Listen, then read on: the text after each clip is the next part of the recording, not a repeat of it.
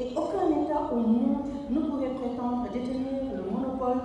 de la réponse face à la violence, d'où l'importance aujourd'hui d'établir des mécanismes et stratégies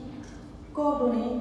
adaptés à la complexité et aux mutations inhérentes à ce phénomène. La violence touche les femmes sans distinction d'âge, de statut social, économique, culturel ou de lieu de résidence dans toutes les sociétés. Ainsi, elle constitue une préoccupation, toutes les sociétés africaines, et pose selon le contexte un véritable problème de santé publique. Ainsi, elle constitue une préoccupation majeure pour les dirigeants, les institutions internationales et régionales, les défenseurs des droits des femmes et filles, car elle a atteint aujourd'hui des chiffres alarmants. Au regard des données recueillies au niveau du plan d'action régional du Fonds africain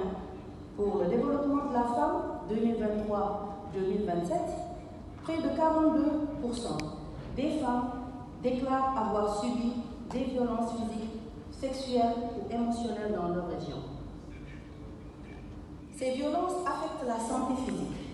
et mentale des femmes et des filles, ainsi que leurs perspectives de développement, car la violence entretient un cercle vicieux tributaire de leur situation socio-économique.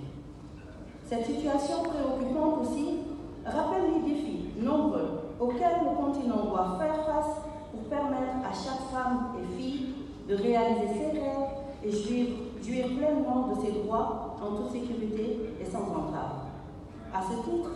il me plaît de relever pour le magnifier vivement l'initiative présidentielle du haut niveau de l'Union africaine sur la masculinité positive, dont Dakar était la vitrine de l'appel à l'action en novembre 2022 lors de la deuxième conférence des chefs d'État dédiés à la cause.